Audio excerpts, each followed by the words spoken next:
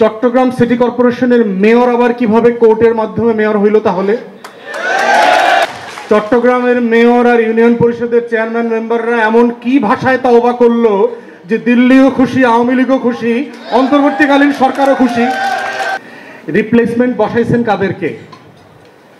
আমলাদেরকে না? এই আমলারা রাইতে ভোট করছে না? এই আমলারা প্রত্যেককে 35 লাখ 40 লাখ টাকা করে 50 লাখ টাকা করে টাকা ক্যাশ দিচ্ছে না 2018 সালে? এই পুলিশ, এই আমলা, এই সেনা কর্মকর্তারা বাটপারি করে হাজার হাজার কোটি টাকা মালয়েশিয়া টরেন্টোতে পাচার করে নাই? সাডেনলি গণ অভ্যুত্থান পরবর্তী বাস্তবতায় আমরা দেখলাম যে এলজিআরডি মিনিস্ট্রি থেকে এই সকল স্থানীয় প্রশাসনে যারা দায়িত্ব পালন করেছেন তাদেরকে তারা বাতিল করে দিয়েছেন ইউনিয়ন পরিষদ ছাড়া। করবার পরে আবার নতুন কিছু সমস্যা তৈরি হয়েছে।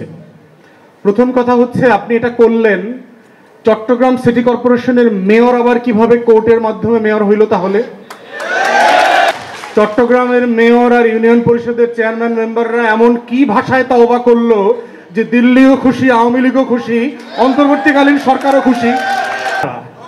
এবং এমন কোন তওবা আছে যেই তওবা সিটি কর্পোরেশন আর পৌর কমিশনারদেরকে করতে দেওয়া হইল না? লেখা দিলেই তো ওই তওবাটা আপনারাও করতে পারতেন। যে যুক্তিতে আপনি তাদেরটা বাতিল করেছেন ওই যুক্তিতে ওগুলো বাতিল করা দরকার ছিল। এবং আমরা এখন দেখতে পাচ্ছি যে ইউনিয়ন পরিষদের চেয়ারম্যান মেম্বাররা যেহেতু আওয়ামী লীগের লেসপেন্সার দালাল ছিল, এরা কিন্তু সব পলাতক।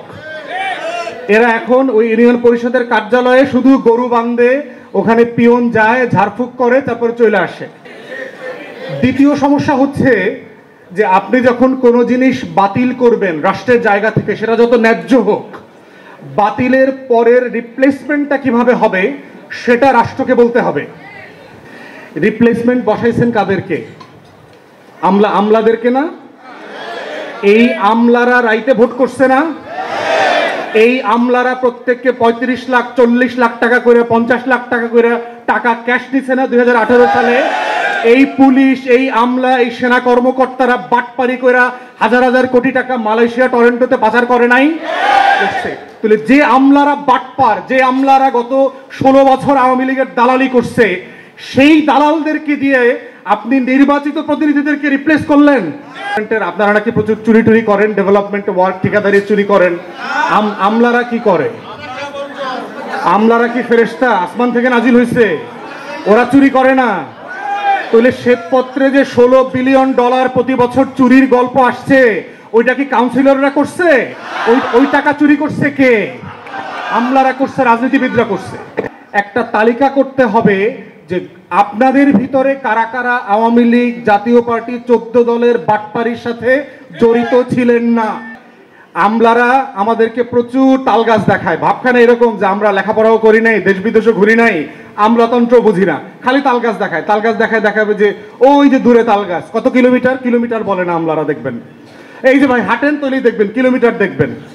অন্তর্বর্তীকালীন সরকারের খালি কিলোমিটার দেখাইতেছে আর ভুল সিদ্ধান্ত নেওয়া হইতেছে আমলারা। এখন অন্তর্বর্তীকালীন সরকার খালি হাঁটতেছে, দেখবেন উপদেষ্টারা বলে না, ভাই আমরা সারা রাত কাজ করি, 3টা-4টা পর্যন্ত কাজ করি, তারপরে কোনো সুনাম নাই। সুনাম আসবে কোত্থেকে? তাহলে অন্তর্বর্তীকালীন সরকার প্রচুর কাজ করতেছে, কিন্তু আগাচ্ছে না কেন? আগাচ্ছে না ওই আমলাদের কারণে। 1 হাত 10,000 টাকা, 11,000 টাকা। এই যে শীতকাল আসছে, বিয়ে বাড়ি, জন্মদিবস, ওয়াজ মাহফিল, কাউন্সিলরদেরকে প্রত্যেক জায়গায় যাইতে হবে। 2,000 টাকা, 5,000 টাকা, 10,000 টাকা বাপের টাকা দিবে? সেবা করতেছে রাষ্ট্রের পক্ষ থেকে, টাকা পাবে কোথায় সে? আবার সে ঠিকাদারি করলেও তার দোষ।